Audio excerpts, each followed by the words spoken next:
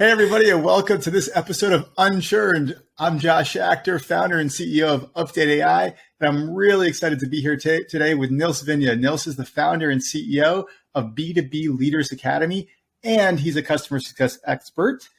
Thank you, Nils, for being on the show. My pleasure, Josh. Excited to be here with you today.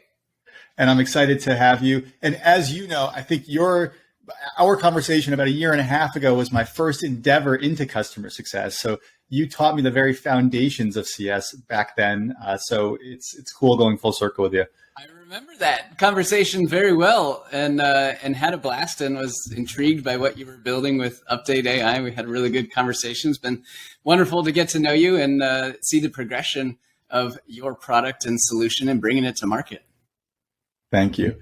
Okay, so we're going to talk today about leadership, which is a really important topic. Before we dive into that, I want to warm up a little bit. The name of our podcast here is Unchurned. It's raw, it's authentic, and so we want to learn about the raw, authentic Nils Vinje. So a couple of quick rapid fire questions for you. All right. Where were you born and where do you live now? So I was born in Santa Monica, California, and currently I live in Phoenix, Arizona. I don't know if I knew you were born in Santa Monica. What street? Where in Santa Monica? The St. John's Hospital, right in the middle of heart of Santa Monica. Grew up in the Marina Del Rey and the Pacific Palisades, and then branched out from there. I've lived in Los Angeles for a number of times. St. John's is actually known for their deliveries. So you were born in good hands. I got lucky. Definitely in good hands. I got lucky. Yep. Funny story. So my first proper job in tech, I had to start 15 years ago. My first real job in tech was with eHarmony, the dating website. And so we were about a quarter mile from St. John's over in Colorado Center, the Yahoo Center back there. Yeah. Yep. Well, and it's transformed so much, the Santa Monica area, and Playa Vista is actually where there's a lot of headquarters of some very large tech companies. And we actually ended up living in Playa Vista for the first 5 years that the development was being built. So they built it in phases. And this first phase was, some condos and townhomes and small single family homes. But it was really an experiment in how could you bring inside of Los Angeles, a very densely populated area, how could you bring a community together around open space? It was really cool. And now, years and years later, the place is filled with thousands of people and all these tech companies just down the road from where we used to live. It's quite fascinating. Yeah. Silicon Beach. They're trying to catch up to San Francisco. I don't know if we'll get there. But I think it's a little bit of a different ballgame, but that's for another time. Well, what's going on in Phoenix these days? How is the tech scene looking in Phoenix, Arizona? Well, there's been a massive influx on account of, when the pandemic hit. The Phoenix and the greater Arizona area has received a lot of transplants. We were one of them. We used to live in Bend, Oregon prior to this, and San Francisco prior to that. So we like to optimize lifestyle and where we live based on what we think is most important for us and our family. And so we've moved around several times and love Phoenix. It's everybody's like, how do you deal with the heat? And it's like, well, it's warm in the morning, it's warm in the evening, and you have to work inside anyways. So it's really not that big a deal. Now, if I was a roofer or a tradesman working outside, probably a different story. However, we absolutely love it. And I think the tech scene has grown considerably here because a lot of companies have, even before the pandemic, had used Phoenix as a hub. We got ASU right in Tempe. U of A is only, a short drive south in Tucson. And so you have this huge crop of incredibly talented people coming out of university every year. It's a wonderful place to build companies and to get started. And, at the time we moved here, it was a great cost of living, and now it's completely different. So that's a whole other story as well. But it's been a blast. Is it too early to call it Silicon Desert? Yeah, I think so. I think there's a long ways to go. It's the Silicon extension, whatever one of those little lines out on the chip that goes to the end and has a little end node. That's my guess as to where Phoenix is today. I love hearing that now. You've got Silicon Beach over and the west side of LA. You've got Silicon Slopes in Utah. Yep. It's funny to see. We're kind of right in the middle of those two, more or less geographically, as well as kind of metaphorically too. Yeah. And I think in the next probably 10, 20 years, this Phoenix will develop its own, even larger startup ecosystem. As a result, again, of just, the proliferation of SaaS, the wonderful work of entrepreneurs, and a great environment and place to raise families and make a living and have a good time and have a good life. Okay, we'll save the urban planning chat around the Phoenix area and tech for the next episode we do together. We've got a lot of potential topics here, Josh. Yeah. We'll keep going on this. So I want to actually go back to my introduction of you. I cut it short. I didn't do it merit. And there's a reason that I want to read off like your full proper intro. So a little bit about you, Nils, professionally, and I'm reading here. I'm cheating, but you went from being a CSM, customer success manager, to a VP of customer success in 2.5 years. Yep. You founded the very first customer success consulting firm in January of 2015. I don't know if I buy that or not. I want to hear more about that, but it doesn't actually matter for the point I'm trying to make here. You have been recognized 3 times as a top 25 influencer in the field of customer success. You have an MBA in management and organizational behavior, which is one of my favorite courses in MBA. You are a certified leadership coach, and you've got over 1,000 hours working with clients. You're the host of your own podcast, B2B Leadership, and you've written a best-selling book, 30-Day Leadership Playbook. That's right. Yep. A lot of great stuff. Let me pause there because I do want to share with your listeners, Josh, you can get a free digital copy of my best-selling book that Josh just mentioned, 30-Day Leadership Playbook, by simply going to B2B, the letter B, the number 2, the letter B, leadersacademy.com/book. Just drop your name and email in. I will send you a free digital copy. You can get your hands on it. Some incredible tools, incredible techniques, some of which we'll talk about today. But you can get a free copy by going to b2bleadersacademy.com/book. Okay, awesome. So that's my point right there. So Nils just cut me off, said I'm going to stop you right there and go through a 20-second advertisement of my book in the middle of this podcast, right? And my point here is that you are not shy. You are not afraid to promote yourself. You're not afraid to chest thump, but it's in a very pleasant, playful way because that's your personality. And you're not afraid to just self promote. And I think it's done wonders for you over the past several years, and previously as you were growing your career in the more corporate world. You and I have spoken offline about that. So, and that's kind of the topic of our conversation. I want to make that the topic of our conversation is what folks need to do really to market themselves to be able to grow their careers and their leadership. It's a wonderful topic. And I was not naturally gifted to do this right from the get-go. This has been a long evolution, as you noted, that I started my consulting firm on January 1st, 2015. So we're coming close to 8 years now of being on my own. And the way I look at it, just like the promotion with that book, is that I have this incredible thing that I know that if I get this into the hands of managers, directors, VPs, C-levels inside of B2B SaaS businesses, I know I can make a positive impact on their life as a result of sharing my expertise from having been a leadership coach for over 10 years, worked with hundreds of clients, about over 1,000 hours, one-on-one, to help them work through the biggest leadership challenges that they experience. And I took all of that expertise, everything I'd ever coached on, taught on, dreamt up, thought of, and I condensed it into this book in a way that anybody could understand and get value out of. So when I look at it as promotion, I'm looking at it as promotion to get a result for the people who are going to get the book. Not necessarily just it's all about me and I want you to, get on my list and whatever. I truly do believe that if you read this book and if you implement even one tiny piece of the amount of strategies I share, your leadership skills will dramatically improve. And therefore you have an opportunity to improve the lives of the people that work for you, people who work with you, the people in your personal life, in your professional life. So there's so much goodness wrapped up in that. And that's the mindset that I go into when I think about promotion is what's in it for the audience.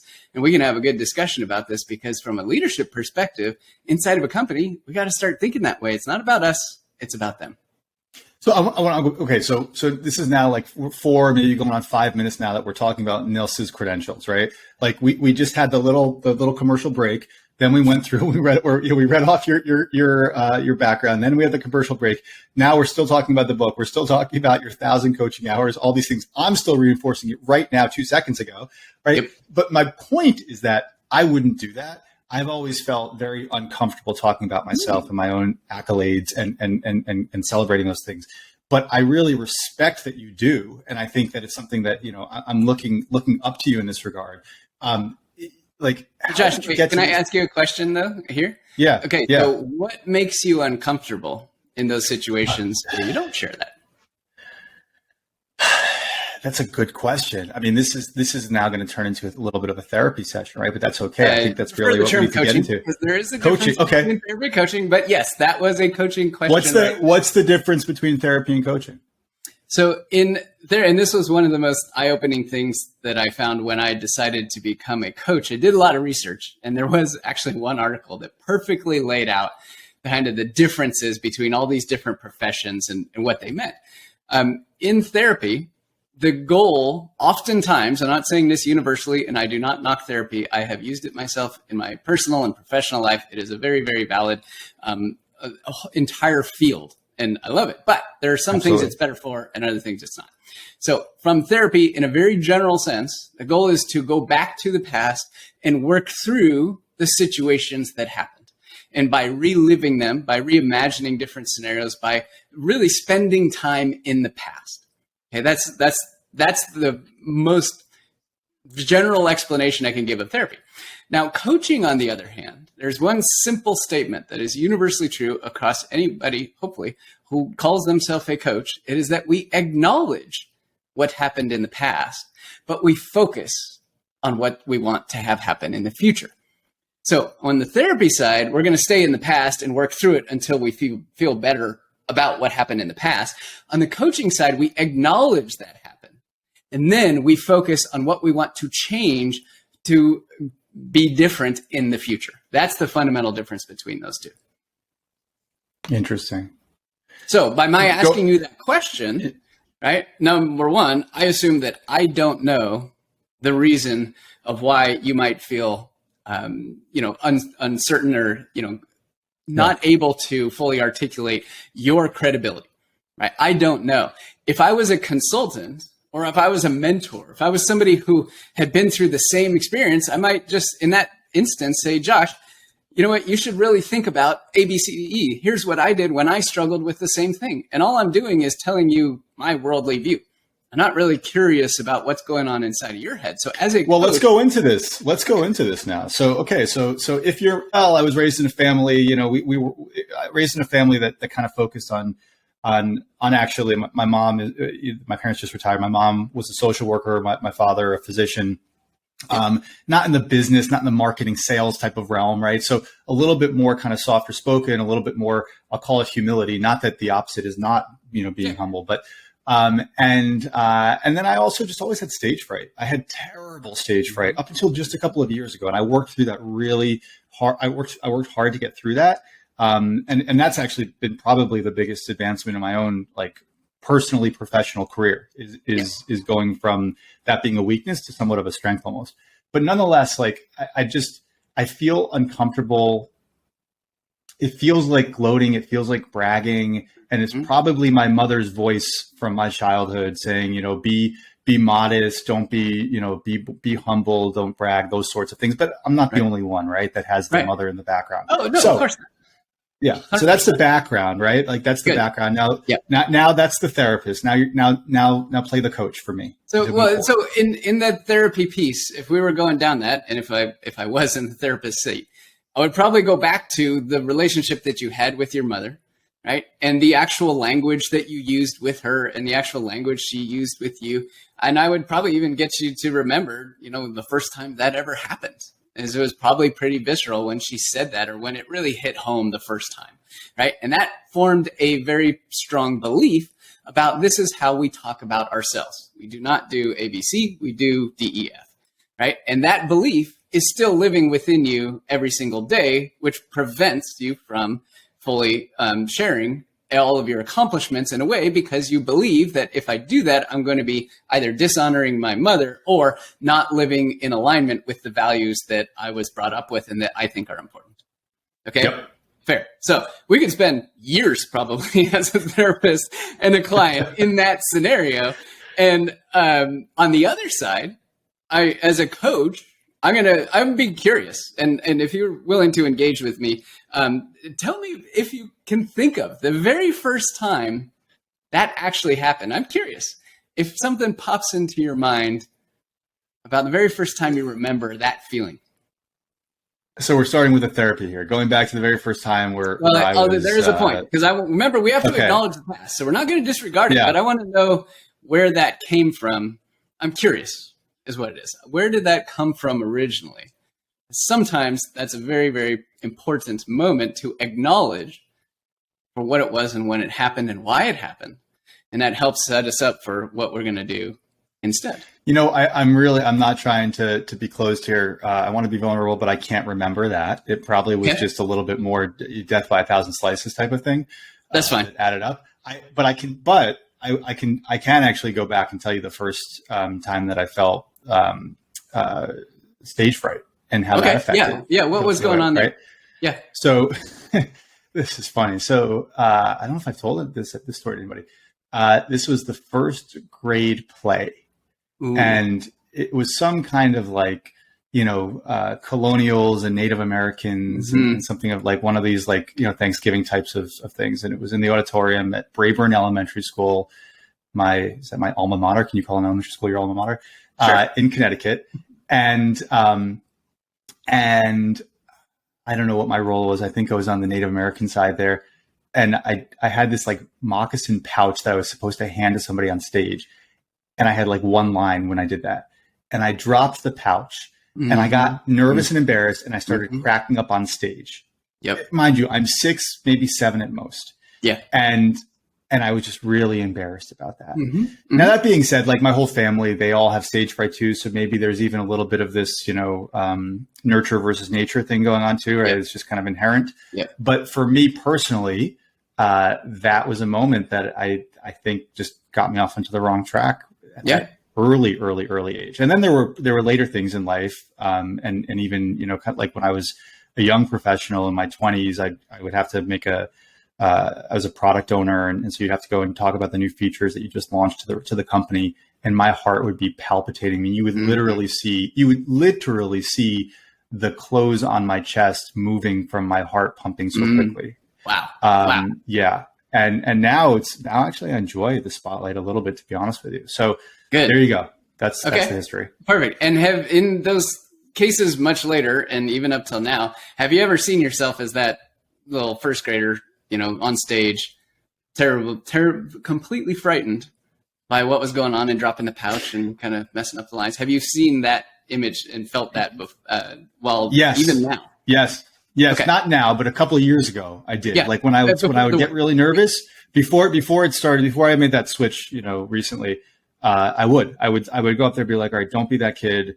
Think positive thoughts. You're going to get through this. But I would see that person. Yeah.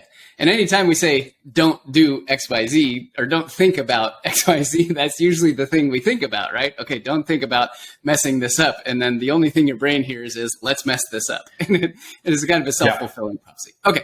So from the coaching side, right, it's important to understand the circumstances of where these things came from. And at a very early age, there was a belief formed that if you, Josh, go out on stage, there's a good chance you're going to drop the pouch and you will feel really nervous and you will get this entire visceral reaction throughout your whole body. Right? That is a belief that at one point in time when you were 6 or 7 years old, that kept you safe. And what I mean is that belief prevented you from going into perhaps the next play or perhaps going into a bigger role in a future play. And it kept you from experiencing that potential pain. That is the power of the beliefs that we have. Now, here's the thing. Most people, and myself included, I'm not immune to this, do not ever reassess the beliefs we have about certain activities like speaking publicly or giving presentations or talking about yourself, right? We instead play the beliefs that were formed at oftentimes very early ages, just like your example here. And they play over and over and over. And anybody listening to this can immediately imagine this. If you've ever reacted the exact same way in a very similar situation, whether it was about money, friends, significant others, husbands, wives, spouses, people, whatever, it is a result of beliefs that are behind what it means to be on stage. Right? So up until a couple of years ago, there was probably a deep-seated belief that if I go on stage, I will fail. And therefore, my body is going to react a certain way, and it's going to do everything possible to prevent me from feeling that pain. Right? So all of this and so much of everything we're going to talk about here there's a lot of psychology in this, which is fascinating, because the best part is we have the opportunity to change our beliefs. And this is the coaching piece where we acknowledge that Josh at 6, 7 years old experienced that, what could have been perceived as a traumatic event, right? Very, very important piece in life. We acknowledge that that belief that was formed then was done in a way that honored and protected Josh from putting himself in that position to feel that again. We honor that. It's okay. It's not bad. It's not good. It's just we honor that it happened. We acknowledge it. And then the question is, Josh, who do you want to be on stage in the future? I want to be the guy that speaks like you, the one that goes out there with a lot of energy and confidence and energizes the audience, does not get laughed at, obviously, unless they intend for that. And I want to build a brand, right? I'm the face of my own company now. Building a brand and being on stage is very important for me professionally, for the company. And then, for the rest of my career, it's going to be important. Perfect. That's it, right? So everybody who is listening to this from just the pure audio perspective, you can 100% hear the difference in Josh's voice when he was talking about the past and what happened at that point in time and what it was like to speak on stage, even publicly, up until a few years ago. We did a lot of this work. It was very slow. It was your head was tilted down. If you're watching the video version of this, you can see it clear as day. And the dramatic change in your physiology when we talked about what do you want to paint in the future? What's the vision that you want to paint? And if that vision is compelling enough for you, then we have the seeds to begin to change. Again, we acknowledge the past. We do not spend time, ruminating in there and thinking, well, if I had done this differently at 6 years old, I'd be a different person today. No, I acknowledge the 6-year-old version of me. I know that what I did wasn't great. I know that the belief I formed kept me safe, and thank you for doing that and keeping me safe at that point in time. However, at this point in my life, being the face of Update, being the face of this incredible company, doing everything I want to do on stage, that belief does not serve me anymore, and I'm ready to change because I want to become this much greater version from a presentation perspective, right? Mm-hmm. And that I saw that all of that encapsulated in your body language and in your voice right there. So that tells me that, one, Josh is ready and committed to change. And if you truly are, then the next question will be easy for you to answer. So Josh, let's say you were able to become this wonderful presenter on stage, able to get people to laugh at your jokes and entertain them and be very confident and be the face of your company. My question is this: if you are able to achieve that, what is going to be different? In me, what's going to be different as an output of that, or what's going to make that as a result of achieving it? As a result of achieving that, take it however you like. Yeah. What's going to be different in that is I'm going to build more followership. I'm going to help my company, help promote its brand and help it grow. I'm going to help my own personal brand. Quite frankly, I'll enjoy the experience. It's fun, actually. When you enjoy going up on stage and talking, like that, you feed, and you know this, Nils, like you feed off of that adrenaline, right? And you get to meet more people. You get invited to speaking engagements like you do. Travel as a result of that. So it's and especially now in a world where we are, I do feel a little bit locked and caged up in my home office at times, right? Like that's important to get out there and be able to speak. because those are, I'm not interested, quite frankly, in speaking on webinars. It's more, of lots of people. It's more, it's the in-person stuff, which is a lot of fun. Never thought I'd say that before, but it's an opportunity to meet people in person. Great. Yeah. That's wonderful. Right? Those are all incredible benefits as a result of achieving this future transformation, this future Josh out there. Now you've clearly articulated who you want to be in the future from a presentation perspective, from a relationship building perspective, from a company growth perspective. And I'm going to ask you one more question. On a scale of 1 to 10, Josh, 1, not motivated at all, 10, willing to do absolutely anything, whatever it takes. Where are you on the scale of 1 to 10 to achieving that future version of you just described? I'd honestly say close to a 10. How I know that? Give me the number. No, 10. I'll say 10. 10. Yeah. Good. Excellent. How you know that is, go ahead. Yeah, share that. Well, I know that a couple of years ago. So I worked at Boston Consulting Group, and they do a TED Talk that they sponsor, which you can imagine is a big event. It's international. It's all the most senior management there, and hundreds, if not thousands of people, thousands, if not hundreds of people that are in person watching you. And can you imagine the pressure of doing a TED Talk in front of like the preeminent consultants in the world? And I actually applied for that. I put together a video with our video production department in my company. I had a whole well put together. I didn't get the role, but I was really serious about wanting to talk at TED. And for somebody who would have petrifying stage fright, that's the worst thing you could do, right? So that to me tells me I was incredibly motivated. Good. Yeah, that's perfect. That's a great example of how there are pieces of you inside that want this more than anything. That is a perfect example of that. And a lot of times when the fear of whatever it is we think is going to happen overshadows, what we are doing on a daily basis, there will be little blips of things where you say exactly what you did. I'm not exactly sure why I did this, but it just felt like it was the right thing to do at the time. Right. And that's wonderful. We have to honor that. We have to bring that to the surface. We have to pay attention to those little things. And that's a big part of my job as a coach. So as you've seen here, we won't get into too much more here, but as you've seen, what we did was acknowledge the past. We acknowledged where Josh was previously with regards to this element of presenting and talking about himself and being confident on a stage.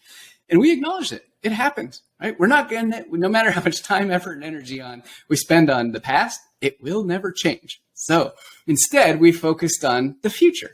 And I got Josh to tell me what he wanted in the future for himself when it comes to presenting and being the face of his company and growing his reputation and having speaking opportunities, et cetera. And then I asked how motivated he was to actually do that. So I was able to do all of this and get to this conclusion where you have this crystal clear vision of what you want in this area for you in the future. You've identified that you're a 10 level motivation, right? And now there are a million tactics that we could employ to help you achieve that future vision, right? But I did all of that without telling you a single thing. The only thing I did was ask you several very powerful questions that got you to think about what does this mean for me? And that is the fundamental difference between a coach who's a legit coach and somebody who's a coach and acts more like a consultant. Is like, well, Josh, if you want to get better at public speaking, you should just join this course. Or if you want to overcome your stage fright, here's what I did, right? That is the ultimate demotivator on the receiving end of that. So coaching, I mean, clearly I've derived a lot of value from this session. Like I said earlier, we didn't come into this with this episode with the conception of having this conversation. So you've put your, you've proved the proof in the pudding here about your effectiveness as a coach. When I think of all the coaches out there, and I get pinged a lot on LinkedIn, like many others, I'm sure, about coaches. Yep. And the impression that I have is that coaches can charge good money, and there's a lot of charlatans out there that are not necessarily the best coaches. What is the distinction between a good coach and a charlatan coach? Yep. The distinction is the ability to help someone discover the answers for themselves. Period. Full stop. That is the single most important thing that a coach must do. Now, it doesn't mean that I can't ever share my history and my examples, my stories, my advice and whatnot. It just means that ultimately, the only way my client, you in this case, is going to make any change in their life is going to be because it was their decision. However, they needed me as the coach to help guide them to that decision and uncover what was already within them. Just like that TED example, there's a little blip there. And now you see that in a completely different way. I know this was a little while ago, but now you see that in a completely different way, that 10 level of motivation is really what was behind that blip. And now you see that as a result of going through this process and me holding the space for you, acknowledging the past with you, and giving you a little bit of insight into beliefs and how that works and how powerful it is when we do change, because we know what's going to be different. If you had told me, there's not really anything's going to be different, and when I asked you the question, if you achieve that, what would be different? I would say there's no point in spending any more time on this because you will absolutely 100% not change. And that is one of my favorite questions, because as soon as people tell me, oh, I want to do this, I want to do this, I want to do this, I'm like, okay, great. When you do that, what is going to be different? And they say, probably not that much. I'm like, great. No, can't work with you because there's no point in helping you because you have no desire to change. Right? So those things are all within you. And the true coaches will be able to bring that out as a result of listening very deeply and asking powerful questions, just like I did. And perhaps I share an anecdote or an experience or something that would help you get to the next step. But I am never, ever going to tell you, here's what you need to do, Josh. This is what I did. You should do the same thing. That's where it stops.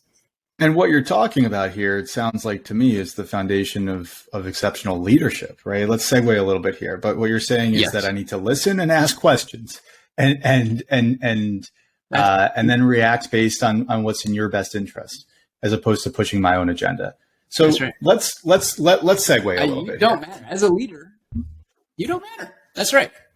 That's right. Yeah. A coaching style of leadership, in my opinion, is the single most powerful style of leadership.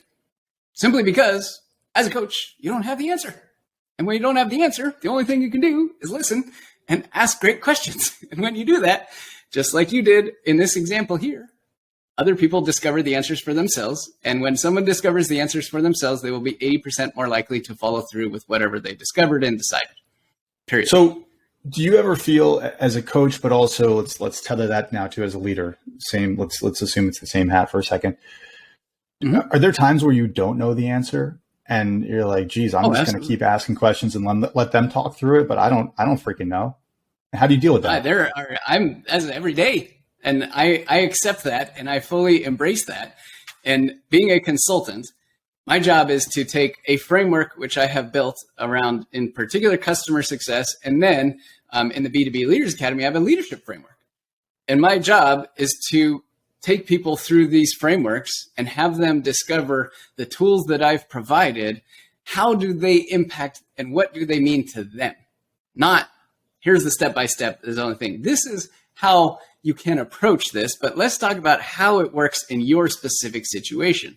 So I have absolutely zero problem. You could drop me in any side of any company and just say, we got a problem with X, go figure it out. And I would just ask questions all day long and I would find out things and I wouldn't come to a conclusion until I felt like I actually had understood the situation.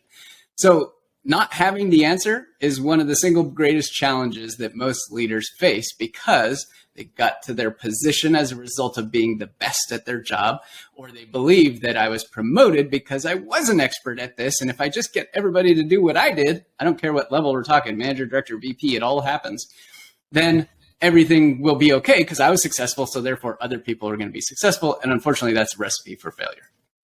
Let's keep on talking about leadership. You were talking at Gainsight's Pulse conference a few weeks back on leadership. You're talking to an audience of customer success leaders, managers, directors, VPs, mostly. And standing room only. It was standing room only. Yeah. And actually, Nils, tell them a little bit about the standing room only at the very beginning. Who else was standing at the very beginning and how that plays into your style of leadership? And it was, when you go to a conference, most every presentation, with the exception of the keynote and the big speakers they pay to come on the center stage and whatever, the entrance and the beginning of every presentation is pretty much the same, right? The Gainsight person gave a very brief thing, pronounced my name right, and I was like thankful for that. And then, said a fun anecdote, and then that was it, right? That's what happened in every single other session that existed at the conference. And there were probably over 200 sessions.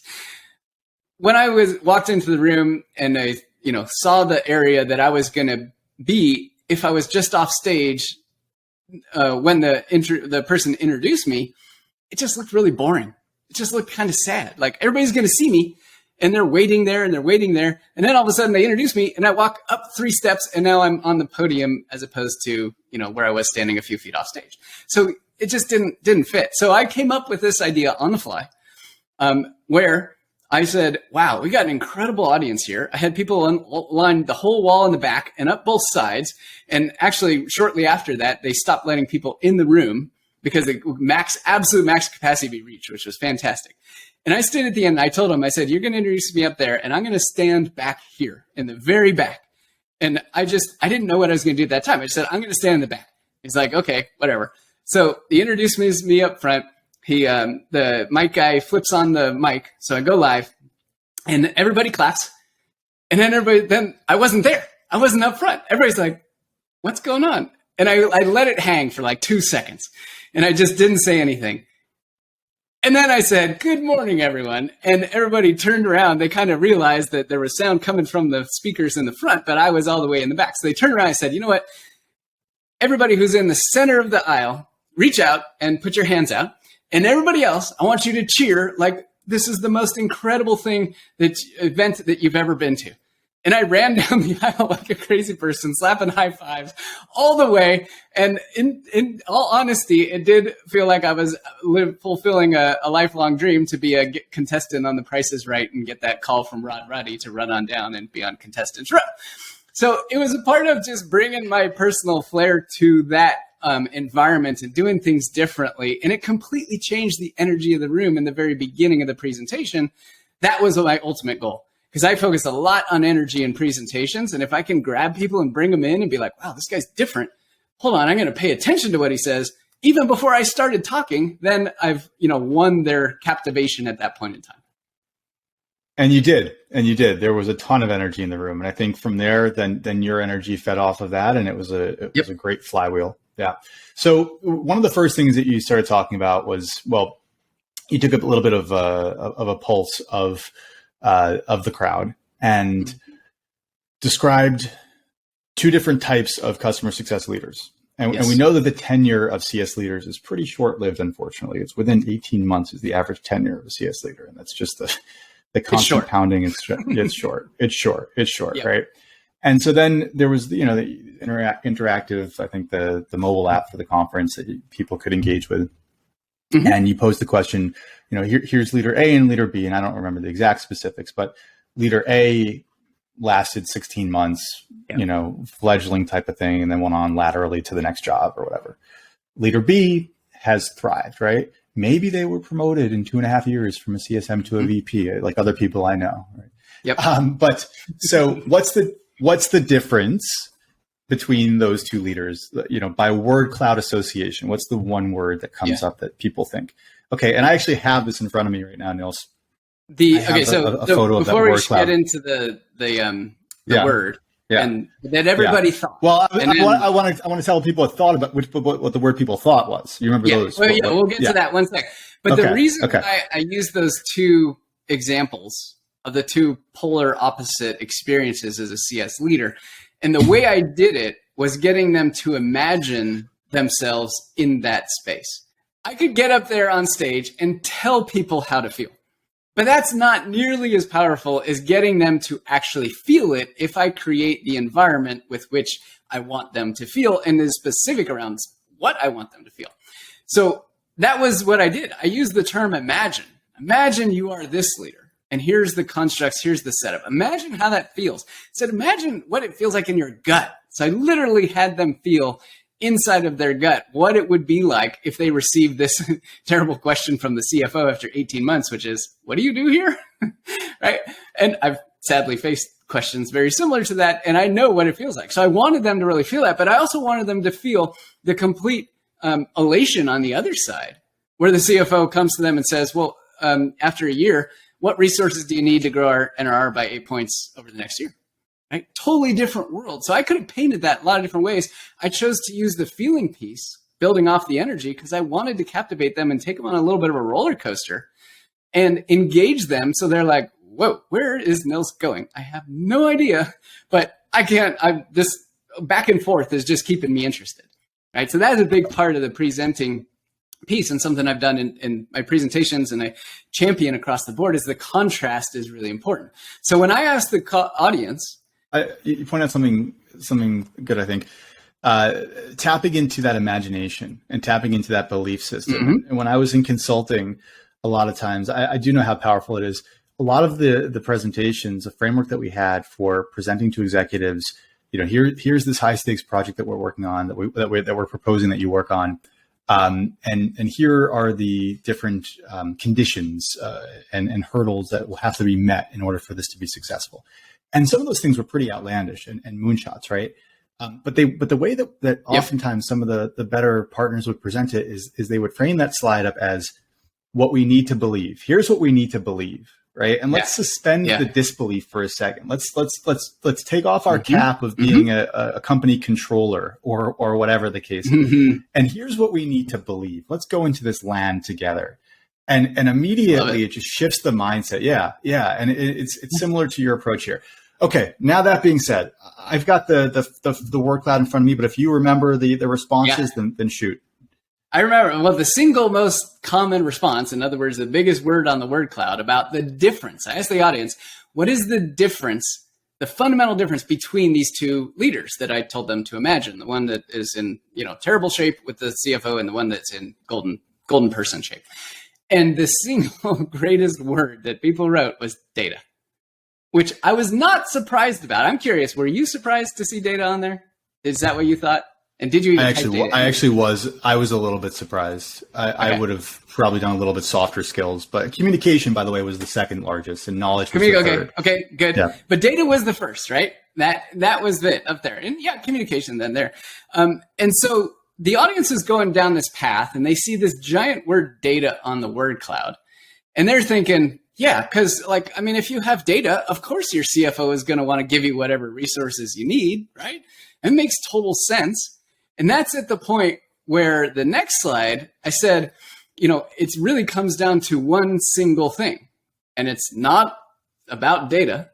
It's not about, your CEO and their customer-centric persona. It's not about your board. It comes down to one singular thing, and that is your ability to market your leadership.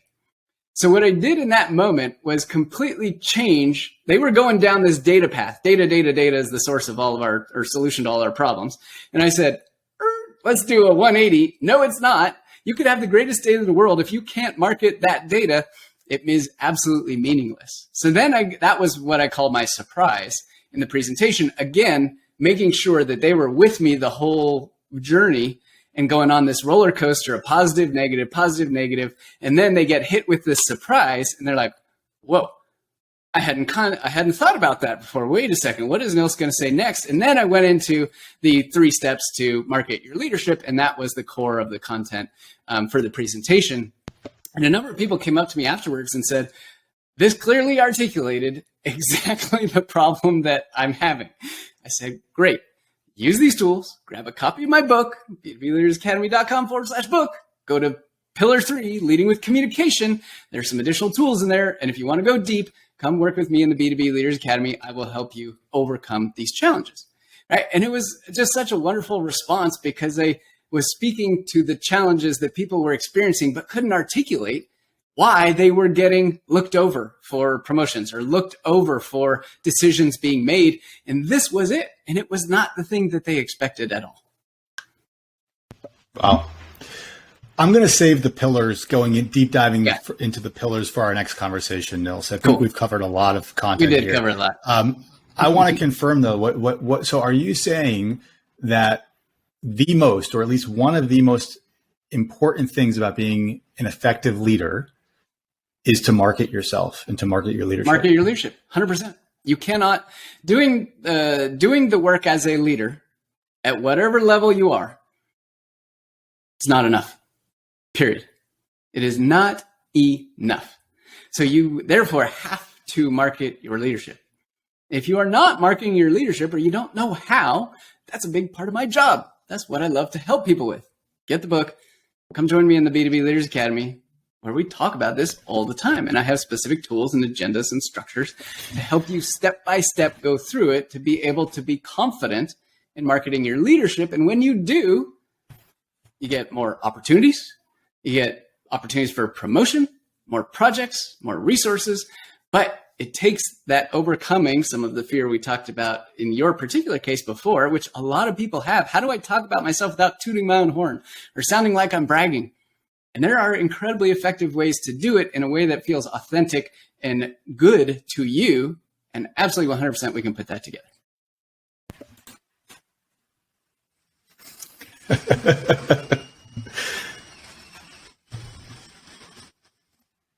I'm going to usher us out with that energy that's taking off the momentum of the energy from our conversation today, Nils. Thank you so much for joining me in this conversation. It was a lot of fun. I learned a lot internally and introspectively. And one last time, where should we go to find you? B2B, letter B, number 2, letter B, leadersacademy.com/book. Josh, I got to ask you one last question, which I love asking my coaching clients. And what is your number one takeaway from today? Oh, he's already framed me now as one of his clients. Here we go. The contract's going to be in the mail right after here. My number one takeaway from today is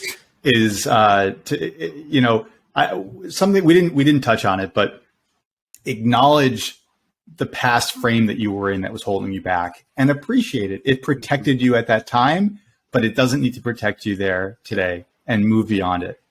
But acknowledge it and actually appreciate it as opposed to be resentful of it. Powerful, very powerful. Thanks, Nils. Love it. Thank you so much, Josh. Take care.